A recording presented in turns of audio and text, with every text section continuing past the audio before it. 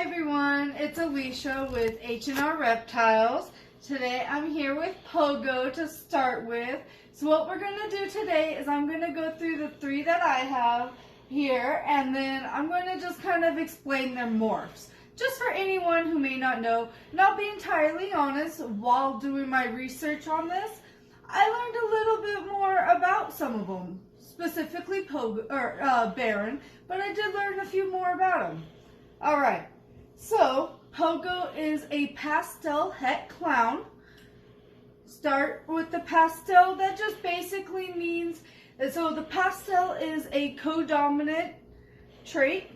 Codominant means that there's two characteristics for codominant, or two main things that kind of describe a codominant. That would be there is a super morph to that creation. So for example, he's a pastel, there is a super pastel. So there's a super variation to it. And the other thing for that is that whenever they have babies, half of their clutch, so if you were to breed him with a normal, half of that clutch would turn out pastel. And so, and also that's, like I said, he has, he's lighter than a normal. So the pastel, what it does is it intensifies their yellows. And so basically just makes them lighter. Hobblebush. The other thing that he has is he's het for clown. If you don't know what het means, it's heterozygous. Sorry about that. Heterozygous, so short for het.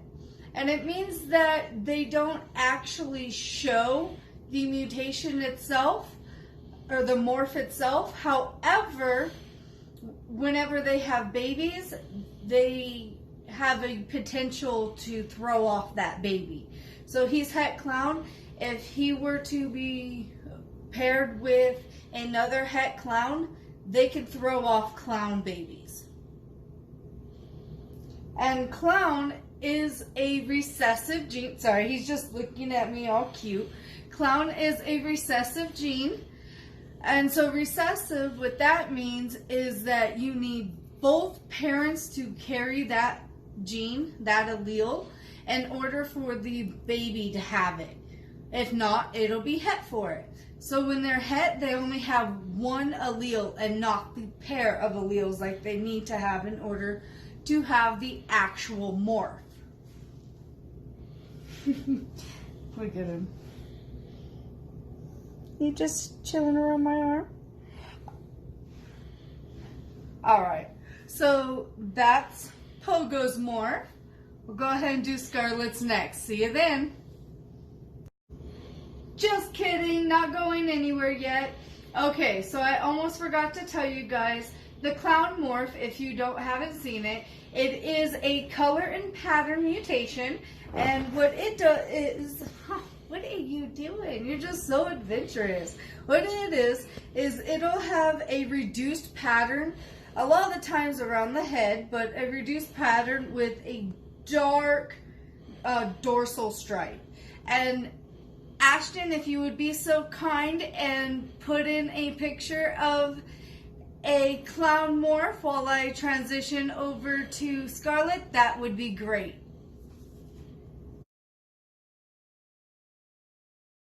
So now I have Scarlet here, and I just wanted to kind of show you the difference. So a pastel here, if you breed that to another pastel, can make a super pastel. And that just basically, if you, oh, well, I didn't mean to scare you. Anyway, if you look at the colors, she's a lot lighter than him. And all of her really. Her dark is a lot lighter, her lights are a lot lighter. I don't know how well you can see that. But so the super pastel is another codominant. So, sorry, he just tongue flickered my thumb and it felt funny. Anyway, so it's another codominant And so, again, whenever she has her babies, half of them at least should be super pastel. I'll go ahead and put you back now. Thank you so much for your help. Your hide's right here. You went a lot better, a lot easier last time. Anyway, so Scarlet here, like I said, is a super pastel. And right now I don't want to handle her too much. I don't want to stress her out too much because if she is gravid, she should be laying here soon. But I just did want to show her off for the video, kind of show you guys the difference between them. And she, like I said, is a super pastel. Just what happens when you brew two pastels together, just intensifying that color in even more and lightening that even more. All right, now let's go get Pogo. I'm sorry, I don't know how to think apparently. We already did Pogo. Let's go get Baron. All right, so last we have Bloody Baron. Bloody Baron is an inchy orange ghost. I love him so much. So Bloody Baron, so let's start with the inchy. Inchy, that's one that I learned personally a lot about because I really didn't know much about. So it's a very subtle color morph. It's orange or yellow colors. It's really a deep yellow though. So basically like an orangish. Where are you going? So the interesting thing about inchies is that when they're first hatched, like hatchlings, they kind of look basic. They look normal. You can't tell that it's an inchy until they start to get bigger. As they get bigger, they start to definitely not look normal anymore. And you know you have an inchy, which I think is pretty cool. The inchy itself, besides being orange, it does increase the oranges and they have like bright sides. So you notice on him, I know he's got some shed down here, his white from his belly actually comes up quite a bit compared to the rest. The rest, it stops at their belly. I love you, Baron. So that's the inchy. And then the orange, so Orange Dream. Oh, I'm sorry. The inchy is also a codominant. Like I said, again, the codominant means that there is a super form. So there is a super inchy out there. And so let's look at this egg-wise with him and Scarlet. So Scarlet, like I said, was that codominant, that super pastel. Bloody Baron, so the first one is a codominant as well. So we have a good chance of getting, you know, some half of those inchy in there. Orange Dream is also a codominant. And the orange is just like the name says. It's a lot of orange coloring. And this is another one that I kind of found some information that I didn't know about. It was kind of hard to find information about that one. Seems like there's not a lot of information about that morph out there. But what I found was that it was actually a mistake. Like all great morphs start, I'm sure. But it was a mistake. They didn't know what they had. And as it started to get bigger, they're like, this looks orange.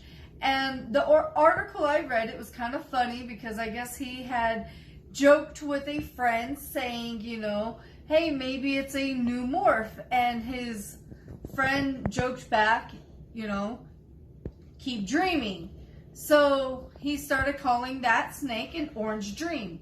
Whenever that snake had babies that were Orange Dream, he realized that it was a codominant gene, and he just started calling them Orange Dreams, and that's where that one came from. It's actually kind of really funny. Or I found it funny when I was reading the story. And then the last one, the Ghost, also known as a hypomelanistic, or hypo for short. That is a recessive mutation. So we don't really have too much of a chance getting many ghosts out of this clutch. Probably some het ghosts, but you know, it is a recessive mutation, and that one reduces black pigmentations. And the ghosts usually have varying shades of yellow, brown, gray, and green. I don't know where he's going, but yeah, I hope some of this was helpful for some of you. I hope that you learned something or found it at all entertaining or useful. I personally, well, like I said again, while doing the research, I learned some things myself, so I enjoyed doing this video. I hope you guys enjoyed watching this video, and Baron says goodbye. Alright, well, if you liked the video, go ahead and leave a like, subscribe, and comment down below what you want to see next. Bye, everyone!